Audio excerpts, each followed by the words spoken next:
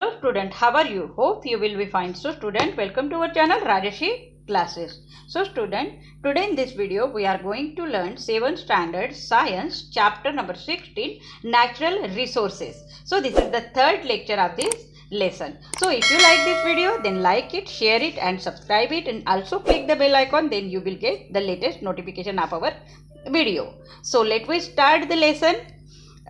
Lesson number 16 natural resources का third part. तो हमने फर्स्ट पार्ट में क्या देखा था कि मिनरल्स एंड ओर्स जो है वो क्या होते हैं वो हमने देखा था. और मिनरल्स एंड ओर्स के जो है कुछ एग्जांपल्स भी हमने देखे थे. उसके 3 टाइप्स देखे थे हमने. देन जो है some important minerals and ores जैसे कि आयरन ओर है, मैग्नीज है, बॉक्साइट है, कॉपर, माइका, ये भी जो है हमने फर्स्ट पार्ट में देखा था. तो सेकंड पार्ट में हमने देखा था कि फ्यूल क्या है.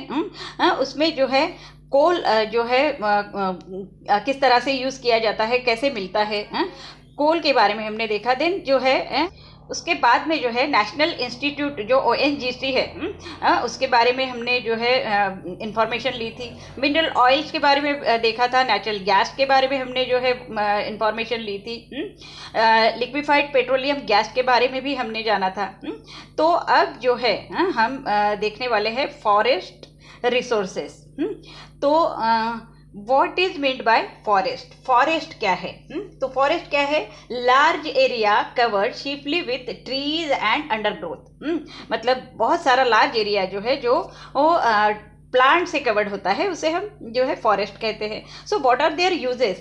Forest is very important for us. जो है फॉरेस्ट पे ही जो है डिपेंड है. फ्रॉम द एयर भी जो है हमको उसी प्लांट से मिलता है. So besides providing habitat for animals and livelihood for humans. उससे और उसके अलावा जो है ये जो है एनिमल्स का हैबिटेट होता है, मतलब वहाँ पर जो है एनिमल्स रहते हैं उस प्लांट्स पे.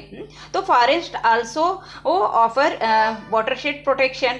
मतलब फॉरेस्ट क्या करता है? पानी को जो है प्रोटेक्ट करके रखता है. प्रिवेंट सॉइल इरोजन को प्रिवेंट करता है. और बहुत और भी जो है बहुत सारे फॉरेस्ट के यूजेस है. So an extensive areas of a land covered by a variety of a plant is called a forest. तो फॉरेस्ट क्या है? एक्सटेंसिव एरिया ऑफ लैंड का एक एक्सटेंसिव एरिया जो कवर्ड होता है बहुत सारे अलग अलग टाइप के प्लांट से, उसे क्या कहा जाता है? फॉरेस्ट कहा जाता है. A forest is a natural habitat of a plant, animals and a microbes. और फॉरेस्ट जो है वो हमारा नेचुरल हैबिटेट है. फॉरेस्ट क्या है? Natural habitats of a plant है, एनिमल्स का भी नेचुरल हैबिटेट है, एंड माइक्रोब्स भी जो है वो प्लांट पे डिपेंड होते हैं. So about 30% of a total land of the world is covered by forest. और 30% टोटल लैंड जो है वर्ल्ड का वो जो है फॉरेस्ट से कवर्ड है. Forest perform certain specific protective and productive functions. और फॉरेस्ट जो है स्पेसिफिक प्रोटेक्टिव और प्रोडक्टिव फंक्शंस जो है वो होते हैं. ठीक है. यहाँ पे protective function of a forest जो है वो दिया हुआ है. क्या है? To reduce the velocity of a water flowing over the land. मतलब जो पानी जो बह के जाता है लैंड से तो उसको रोकने का काम जो है वो कौन करता है? फॉरेस्ट करता है. To prevent soil erosion. और सॉइल इरोजन होने से भी जो है ये हमारा फॉरेस्ट जो है वो मतलब प्रिवेंट करता है. To help percolation of water into the ground.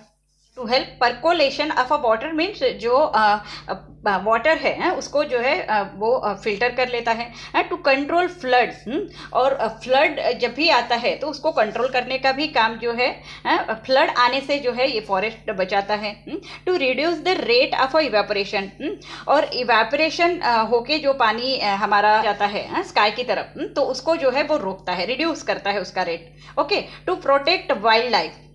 And wildlife को प्रोटेक्ट करता है forest. Then to maintain the balance of atmospheric gases, और एटमॉस्फेयर में जो भी गैसेस होते हैं उसको बैलेंस करने का, मेंटेन करने का काम भी जो है फॉरेस्ट करता है. So the forest help improve and maintain the quality of the environment. तो इस तरह से जो फॉरेस्ट क्या करता है, to improve and maintain the quality of a environment. Environment की क्वालिटी को जो है इम्प्रूव करने के लिए, मेंटेन करने के लिए जो है फॉरेस्ट जो है वो बहुत ज़्यादा यूज़ होता है. इस तरह से जो है फॉरेस्ट प्रोटेक्ट करता है हमारे अर्थ को. नेक्स्ट जो है प्रोडक्टिव फंक्शन. तो हमने ऊपर देखा था कि फॉरेस्ट के जो है कुछ स्पेसिफिक प्रोटेक्टिव फंक्शंस होते हैं और कुछ जो है प्रोडक्टिव फंक्शन होते हैं. तो स्पेसिफिक प्रोटेक्टिव फंक्शंस जो है हमने अभी देखा था इसके पहले, और अब जो है हम प्रोडक्टिव फंक्शंस के बारे में जो है इंफॉर्मेशन लेंगे. तो what is productive functions? Medicinal plants. तो मेडिसिनल प्लांट्स जो है वो कौन से होते हैं? अडुडसा है, बेल है, नीम है, पेरिविंकल है, सिनेमॉन्स है, सिंकोना है. ये जो प्लांट्स है वो मेडिसिनली यूज़ होते हैं. और इसका यूज़ क्या है? अडुडसा का जो अडुडसा प्लांट जो है उसका यूज जो है कफ एंड कोल्ड के लिए जो है यूज़ किया जाता है. बेल प्लांट का जो है डायरिया में यूज़ किया जाता है. नीम जो है फीवर एंड कोल्ड जब आता है तो इसका जो है जूस वो लिया जाता है. देन पेरिविंकल जो है वो कैंसर के लिए यूज़ किया जाता है. देन सिनेमॉन जो है वो डायरिया और नोसिया जब होता है हमें तो इसका यूज़ किया जाता है. सिंकोना जो है मलेरिया के पेशेंट्स को जो है इसका जो जूस है वो दिया जाता है. तो इस तरह से जो है ये मेडिसिनल प्लांट्स है जिसका यूज जो है हमारे लिए मेडिसिनल यूज जो है होता है. ठीक है. Prepare list of medicinal plants. आपको क्या करना है कि मेडिसिनल प्लांट्स की एक लिस्ट बनाना है. लाइक अश्वगंधा है, शतावरी है, आंवला है, हिरडा है, बेहड़ा है, तुलसी है एंड देयर यूजेस. और इन सभी जो मेडिसिनल प्लांट्स है उसके यूजेस जो है आपको अलग से लिखना है. Take the help of your grandparents और people in your neighbourhood who have knowledge of a plant to obtain this information. तो इसके लिए जो है आपको आपके ग्रैंड पेरेंट की हेल्प लेनी है या पीपल जो आपके आसपास में रहते हैं जिनको इसका नॉलेज है, प्लांट्स के बारे में उनको बहुत सारी इंफॉर्मेशन है. ऐसे लोगों से जो है आपको ये इंफॉर्मेशन निकालनी है कि ये जो शतावरी, अश्वगंधा, आंवला, हिरडा, बेहड़ा, तुलसी जो है किस लिए यूज़ किए जाते हैं. तो ये आपको एक लिस्ट बना के लिखना है. ठीक है. नेक्स्ट जो है वुड. वुड यहाँ पर दिया है. तो we get strong and durable wood as also firewood from trees like teak, mahogany, neem, acacia, subabul. तो ये सब जो नाम है, नीम है, अकाशिया है, सुबाबुल है, महोगनी है, टीक है, ये सभी ट्री जो है बहुत ज़्यादा स्ट्रांग होती है और इसका वुड जो है बहुत ज़्यादा ड्यूरेबल होता है. जलाने के लिए भी इसका यूज़ किया जाता है. ठीक है. Would is used for making furniture. और वुड का यूज़ क्या है? तो हम वो फर्नीचर बनाने के लिए यूज़ करते हैं. फ्रेमिंग इम्प्लीमेंट्स जो बनाते हैं, लकड़ी का फ्रेम जो बनाते हैं उसके लिए हम यूज़ करते हैं. And various other articles. और बहुत सारे जो है लकड़ियों के आर्टिकल्स बनाए जाते हैं, मूर्तियाँ तक बनाई जाती है. As in construction work. और हम कंस्ट्रक्शन वर्क के लिए भी जो है लकड़ियों का यूज़ करते हैं, मतलब दरवाजे या फिर खिड़कियाँ है. या forest wealth includes fibre, paper, rubber, gum and aromatic substances. तो एक्सपेंसिव जो मटेरियल जो मिलता है फॉरेस्ट से, तो वो है फाइबर से, पेपर है, उससे फॉरेस्ट से ही जो है हमको मिलता है, रबर है, गम है, एरोमेटिक सब्सटेंसेस है, ये सब जो है हमको फॉरेस्ट से मिलता है. So we get fragrant essential oil from lemongrass, vanilla, kewda, vetiver जिसे कि खस कहा जाता है, एंड यूकैलिप्टस. ये जो फ्रैग्रेंट इसेंशियल ऑयल्स जो है जिसका कि हम सुगंध लेने के लिए जो है वो यूज़ करते हैं। तो ये ऑयल जो है वो कहाँ से मिलता है हमको? लेमन ग्रास से मिलता है, वेनिला से मिलता है, केवड़ा है, खस है और यूकेलिप्टस है। इससे जो है हमको ये ऑयल जो है फ्रैग्रेंट ऑयल जो है वो मिलता है।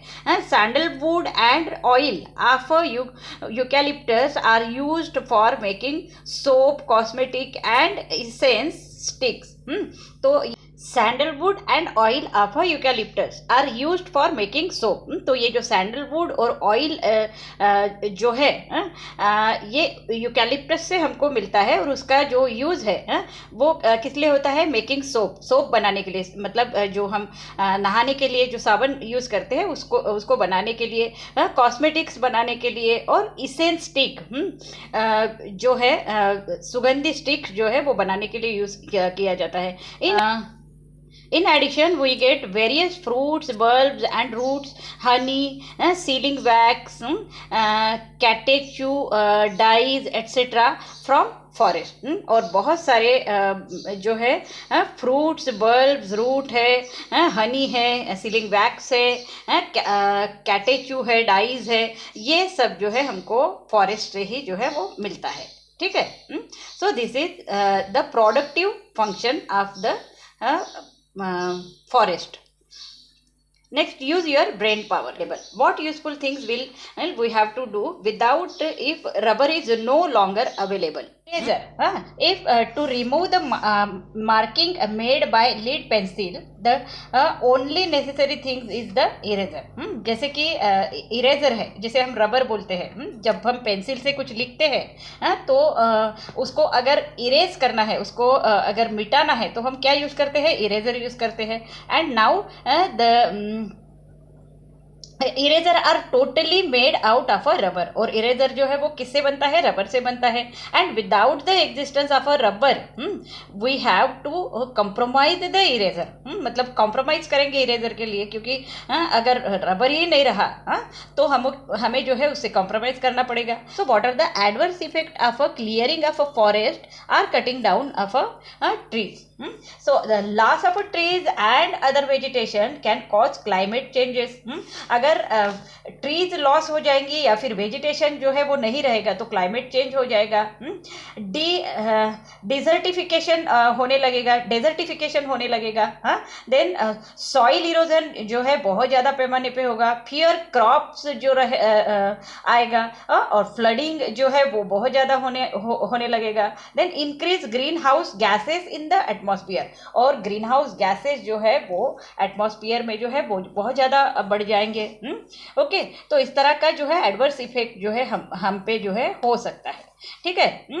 How to conserve forest. अब फॉरेस्ट को जो है कैसे कंजर्व किया जाना चाहिए? तो young trees should not be cut. मतलब यंग ट्रीज जो होती है, जो फॉरेस्ट में लगी होती है, उसको कट नहीं करना चाहिए। Many more trees than are cut down should be planted and look after. और अगर हम कुछ ट्रीज को जो है कट करते हैं तो उतने ही ट्रीज जो है हमको और लगाने चाहिए और उसकी जो है केयर करनी चाहिए। stringent restriction laws regulation regarding use of a forest should be strictly followed. और जो भी रिस्ट्रिक्शन जो है गवर्नमेंट देती है फॉरेस्ट के लिए, जो लॉज बनाती है फॉरेस्ट के लिए, तो ये जो है स्ट्रिक्टली जो है फॉलो होने चाहिए। ओके, तो इस तरह से हम जो है फॉरेस्ट को रिजर्व कर सकते हैं। नेक्स्ट जो है ओशियन रिसोर्सेस के बारे में यहाँ पर बताया है। ठीक है। So ocean resources. Okay, so let's recall. Name the oceans of the earth. अर्थ पर जो है कितने ओशियंस है? तो it is most commonly known oceans are Atlantic, Pacific and Indian oceans. ये तीन जो ओशियंस है वो जो है कॉमनली जो मोस्टली जो है कॉमन ओशियंस है। Then Arctic ocean is the fourth one ocean and now the southern ocean is the fifth one ocean of the earth. Okay, so how is sea water useful to us even though it is salty? तो ये जो सी water है वो हमें कैसे useful होता है जबकि हमें पता है कि वो सॉल्टी होता है? So sea water supports vast quantity of a marine life. That serves as food for us. मतलब जो ये सी वाटर है उसमें बहुत सारे मरीन एनिमल्स है जो हमें हम जो है वो फूड हमारा जो है वो फूड होता है। And the plant life of a sea commonly known as a phytoplankton. और जो प्लांट लाइफ है जो सी में होती है उसे फाइटोप्लैंक्टन कहा जाता है। तो वो क्या करता है, रिसाइकल्स द ऑक्सीजन। जो ऑक्सीजन हम यूज करते हैं उसको जो है वो रिसाइकल करता है हमारे जो है सांस लेने के लिए। ठीक है। देन सी वाटर आल्सो मॉडरेट्स अवर क्लाइमेट। उससे जो है हमारा क्लाइमेट भी जो है बहुत अच्छा रहता है। तो इस तरह से जो है सी वाटर हमें यूजफुल होता है जबकि वो सॉल्टी है। So we have learn that oceans occupy a greater part of the earth surface than the land does. मतलब हमारा जो अर्थ का सबसे ज्यादा पार्ट जो है वो ओशियन से ऑक्यूपाई है, जितना कि लैंड ने भी ऑक्यूपाई नहीं किया है। So energy can be obtain on a large scale from ocean. तो ओशियन से जो है हमको क्या मिलता है, एनर्जी मिलती है। Sea waves at high and low tide of ocean currents are being used for generation of power. और जो सी के वेव्स होते हैं जो हाई टाइड और लो टाइड की वजह से जो है वो कम ज़्यादा होते हैं, तो ये जो उससे जो है ओशियन करंट्स जो है वो तैयार किया जाता है। और उसको जो है इस ओशियन करंट्स को पावर जनरेशन के लिए हम जो है वो यूज करते हैं। Last year we have learn something about this in geography. तो इसके बारे में जो है लास्ट ईयर हमने जो है ज्योग्राफी में पढ़ा था। So there are reserve of a variety of a natural resources in sea water. तो बहुत सारा जो नेचुरल रिसोर्सेस है जो कहाँ पर होता है, जो कि सी वाटर में होता है। जो रिजर्व है उसका भंडार जो है वहाँ पर है। So at the bottom of the sea and beneath the C bed too. ये कहाँ पर होता है, ये सी के बॉटम में होता है और सी बेड जो होते हैं, नीचे का जो सी बेड होता है उसके पास होता है। Okay. So these resources available for seas and ocean are called a marine resources. और जो रिसोर्सेज जो सी में होते हैं या ओशियन में होते हैं उसे मरीन रिसोर्सेज जो है वो कहा जाता है। ठीक है। तो नेक्स्ट जो है mineral and bio resources from ocean. अब ओशियन में जो भी मिनरल रिसोर्सेज है या फिर बायो रिसोर्सेस है वो क्या है, तो इसमें हम देखने वाले हैं। So can you tell are minerals to be found in sea and on the C bed as they are found inside the earth? So yes, minerals can also be found in a seabed as in the earth. Okay. Scientists believe that billions of a ton of a minerals are to be found dissolved in ocean water. तो scientist जो है वो believe करते हैं कि billions of ton मतलब बहुत ज़्यादा मिनरल्स जो है वो ओशियन वाटर में जो है वो डिजॉल्व होते हैं।